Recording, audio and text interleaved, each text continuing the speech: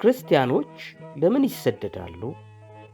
በሦስተኛው መቶ ክፍለ ዘመን ዲዮግናቱስ ስለ ክርስቲያኖች የሰጠው ምስክርነት በማንበብ የዛሬ ክርስቲያን ተረክ ፕሮግራማችንን እንጀምራለን።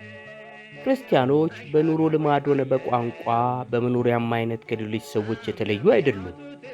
አኗኗራቸው፣ መኖሪያቸውም ሌሎች ሰዎች እንደለመዱት ነው። ቢሆንም አካሄዳቸው፣ ኑሯቸውም ልዩ ነው። በትውልድ ሀገራቸው ቢኖሩም በሁሉም ነገር ቢተባበሩም በአቀማመጣቸው ጎብኚዎችና እንግዶች ይመስላሉ። ተጋብተው ልጆችን ይወልዳሉ፣ ነገር ግን ወደ ውጭ አይጥሏቸውም። በሥጋ ነው ያሉት፣ እንደ ሥጋ ፍቃድ ግን አይኖሩም።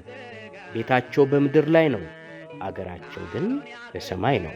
ለሕግ ይታዘዛሉ፣ አካሄዳቸው ግን በሕግ ከተፈለገባቸው በላይ ነው። ሰውን ይወዳሉ፣ ሰው ሁሉም ያሳድዳቸዋል። ሕዝብ አያውቃቸውም፣ ቢሆንም ይፈርድባቸዋል። ድሆች ናቸው፣ ብዙዎችንም ባለጠጎች ያደርጋሉ። ችግረኞች ናቸው፣ ቢሆንም ሁሉም ነገር በትርፍ አላቸው። ያፌዙባቸዋል፣ እነርሱ ግን ይመርቃሉ። ሰዎች ይንቋቸዋል፣ እነርሱ ግን ሰውን ያከብራሉ። ይህ በሦስተኛው ክፍለ ዘመን የኖረው የዲዮግናቶስ ስለ ክርስቲያኖች የሰጠው ምስክርነት ነው።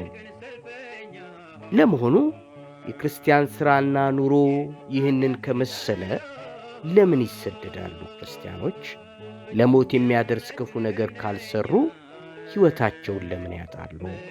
ለዚህ ጥያቄ ጌታ ኢየሱስ ስለ ስሜ በአሕዛብ ሁሉ የተጠላችሁ ትሆናላችሁ ብሎ የተናገረው ቃል መልስ ሊሆን ይችላል። ልዩ ልዩ ክፉ ነገር ቢወራበትም በልዩ ልዩ ነገር ቢከሰስም ክርስቲያን ባላመኑት ሰዎች መካከል ለመጠላቱ የመጨረሻው ምክንያት በኢየሱስ ክርስቶስ በማመኑ ብቻ ነው። ዛሬ በክርስቲያን ተረክ ፕሮግራማችን ኢግናቲየስ ስለተባለ ክርስቲያን ሰማዕት እንተርካለን። የኢግናቲየስ ዘመኑንና አገልግሎቱን በመተረክ እንጀምራለን። ከ98 ዓመተ ምህረት ጀምሮ እስከ 117 ዓመተ ምህረት ድረስ በሮሜ ቄሳር የነበረው ትሪያኖስ ነው። በዘመነ መንግሥቱ ብዙ ክርስቲያኖች በእምነታቸው ምክንያት ተከሰው ለባለሥልጣን አልፈው ተሰጡ፣ የሞት ፍርድም ተበየነባቸው። ከእነርሱም አንዱ ኢግናቲየስ የተባለው ስመጥር ጳጳስ ነው። ኢግናቲዮስ የእግዚአብሔርን ቃል በመስበክ ቤተ ክርስቲያንን ያገለግላት አንጾኪያ በተባለችው ከተማ ነው። ታማኝ አገልጋይ ከመሆኑ የተነሳ የቤተ ክርስቲያኒቱ ጳጳስ ሆነ። በ107 ዓመተ ምህረት ትሪያኖስ ቄሳር ለአገር ጉብኝት ወደ አንጾኪያ መጣ። በዚያም ጊዜ ለከተማው ሕዝብ ለአማልክት መሥዋዕት ለማቅረብ የማይፈልግ ሁሉ ብርቱ ቅጣት ይደርስበታል ሲል ማስታወቂያ አወጣ። ኢግናቲዮስ የማስታወቂያውን ቃል ሰምቶ ለአማልክት የምሰዋው ነገር የለኝም በማለት የቄሳርን ትእዛዝ ተቃወመ። በነገሩም ተይዞ ተከሰሰ። ጳጳሱም የሚመጣበትን ነገር ሳይፈራ በግልጽ ክርስቲያን ነኝ ብሎ አመነ። ትሪያኖስም ወደ ሮሜ ተሳዶ ለአንበሶች ተገነጣጥሎ እንዲሞት ፈረደበት። ወዲያውም እጆቹንና እግሮቹን በሰንሰለት ታስረው በ10 ወታደሮች ተጠብቆ በመርከብ ወደ ሮሜ እንዲጓዝ ተገደደ። መንገደኞች በሰርመልኒስ በኩል ስላለፉ ኢግናቲዮስ በዚያ ከአንድ ሌላ ስመጥር ክርስቲያን ጋር እንዲገናኝ ተፈቀደለት። እርሱም ፖሊቃርጵ ነው። በወዳጅነትና በፍቅር ያደረጉት የሐሳብ መለዋወጥ ሁሉ ኢግናቲዮስን እንዳጽናናውና እንዳበረታታው ለማመን እንችላለን። በዚያም በቆየበት ወቅት በልዩ ልዩ አብያተ ክርስቲያናት ደብዳቤ ለመጻፍ ጊዜ አገኘ። ወደ ሮሜ ቤተ ክርስቲያን መልእክትም አስተላለፈ። ይህ መልእክት እስከ ዛሬ ድረስ ተጠብቋል። እንዲህ የሚል ቃል ይገኝበታል። በሰውነቴም በልቤም ኃይል እንዳገኝ ጸልዩልኝ።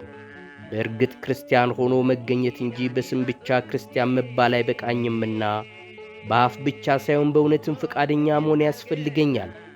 እውነተኛ ክርስትና ብርቱ በመሆን የሚገለጥ ነው እንጂ በዝምታ አይደለም።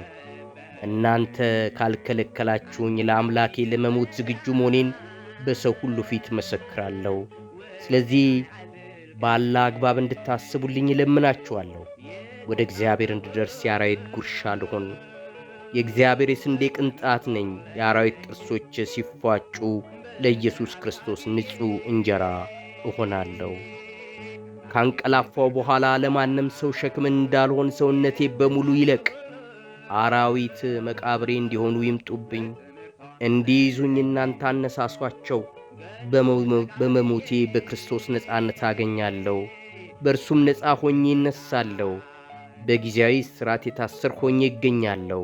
ስለዚህ አንዳች ምድራዊ እላፊ ነገር መመኘት እንደማያስፈልገኝ ተረድቻለሁ። ገና በመንገድ ሳለሁ በባሕር በየብስም ሌትና ቀን አሁንም ከአራዊት ጋር እየታገልኩ ነኝ። የ10 ነብሮች ቁራኛ ነኝ ማለት ከወታደሮች ጋር ነው ያለሁት። እነርሱም መልካም ነገር ቢያደርጉላቸው የባሰውን ክፋት የሚያሳዩ ናቸው። ይሁንና በእነርሱ ማጉላላት ልምምድ አገኛለሁ። በዚህ ግን እጸድቃለሁ ማለት አይደለም። እውነተኛ ደቀ መዝሙር መሆንን የጀመርሁ አሁን ነው። የሚታይ ሆነ የማይታይም ማንም ሰው በምቀኝነት ዓይን አይመልከተኝ። ልደርስ ወደ ኢየሱስ ክርስቶስ። እሳት፣ መስቀል፣ የአውሬ ብዛት፣ መጨፍጨፍ፣ የአጥንቶቼ መበታተን፣ የብልቶቼ መሰባበር፣ የሰውነቴ መጨፍለቅ ሁሉ፣ የሰይጣን ሥቃይ ሁሉ ይምጣብኝ። ብቻ ወደ ኢየሱስ ክርስቶስ ልድረስ። በሮሜ በአውሬ ተበልቶ ስለ መሞቱ የመጨረሻውን ተረክ እንተርካለን። በወታደሮች የተጠበቀው እስረኛ ግናቴዎስ ወደ ሮሜ ከደረሰ በኋላ ብዙ ጊዜ ሳይቆይ ወደ አደባባይ ቲያትር ተወሰደ። በዚያም ራብ ያጠቃቸው አውሬዎች ይጠብቁታል። አስፈሪውንም ትርኢቶች ለመመልከት ብዙ ሕዝብ ተሰብስቧል። የአራዊት ቤት ተከፍቶ ተለቀቀበት። በአንድ አፍታም ሰውነቱን ቦጫጭቀው ጨረሱት። በአደባባይም መካከል የቀረው ጥቂት የተበታተነ አጥንት ብቻ ነው። ክርስቲያኖች ግን አጥንቱን ሰብስበው መታሰቢያውን ለማክበር ሲሉ ወደ አንጾኪያ ወሰዱት። እዚያም አኖሩት። ኢግናቲዮስ የተመኘውን በናፍቆት የሚጠባበቅ የነበረውን ሞት አገኘ። እስከ ሞት ድረስ የታመነ ሆነ። የሕይወትንም አክሊል ተቀዳጀ።